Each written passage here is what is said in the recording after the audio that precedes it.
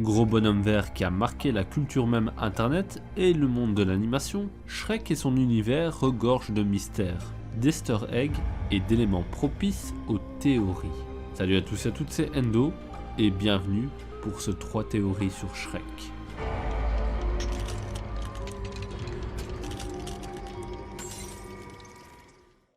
Fiona l'ogresse. Dans Shrek 1, on découvre une Fiona enfermée dans sa tour depuis des années et gardée par une redoutable dragonne. Celle-ci y attend son preux chevalier afin d'être libérée. Ce que l'on apprend également plus tard, c'est que Fiona est victime d'une malédiction, causant une métamorphose en ogresse durant la nuit. Et dans l'imaginaire collectif, un ogre par définition mange des humains. Et si c'était le cas pour Fiona? En effet, elle est piégée dans cet endroit depuis de nombreuses années, gardée par un dragon. Que peut-elle bien manger? Eh bien, une fois dans sa forme d'ogresse, elle mangerait les chevaliers et aventuriers qui viennent pour la secourir une fois qu'ils ont été abattus par la gardienne ailée.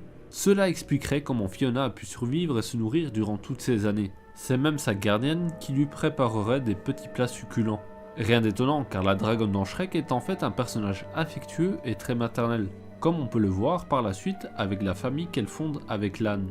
Et si vous n'êtes pas convaincu, il existe un plan bref dans le premier film où l'on peut voir Fiona, un chaudron pouvant contenir une personne et un livre de recettes ouvert sur une recette de gourmandise chevaleresque.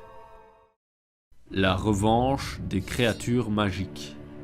Lord Farquaad est un personnage abominable, méprisant et adorant torturer les créatures magiques. Il est même à l'origine de familles brisées, comme celle des ours avec le meurtre de Maman Ours. Et le siège de son pouvoir demeure à Duloc, une ville prospérant sur le plan économique grâce à sa persécution des créatures magiques. Et comme tout se paye dans la vie, Lord Farquaad fut mangé par la dragonne à la fin de Shrek 1, lors du mariage avec Fiona. Après quoi, on n'entendit plus parler de Duloc pendant quelques années, jusqu'au court-métrage Shrek Halloween, nous montrant une ville saccagée et brûlée, nous laissant imaginer ce qu'il a pu se produire après les événements de Shrek 1. La dragonne et les créatures magiques, à l'image de la folie de Daenerys Targaryen dans Game of Thrones, ont certainement mis à feu et à sang la ville prospère qu'était Duloc, prenant leur revanche sur ce pouvoir qui les avait opprimés, faisant de cette ville un endroit dangereux dans lequel il vaut mieux ne pas y mettre les pieds. L'identité de l'âne. Un âne qui parle, ce n'est déjà pas commun, mais ce qui est encore plus mystérieux, c'est que l'on ne connaît rien du passé de l'âne, à part qu'il a été revendu par la fermière qui le détenait, et ce, malgré 4 films et qu'il soit le second personnage principal de la franchise. Il y a beaucoup de personnages dans l'univers de Shrek, mais beaucoup font principalement référence aux contes d'écrivains comme Grimm, Andersen et Perrault, mais l'âne n'en fait pas partie, à moins que celui-ci ne soit en fait lié à Pinocchio. En effet, celui-ci apparaît à de nombreuses reprises aux côtés du pantin de bois.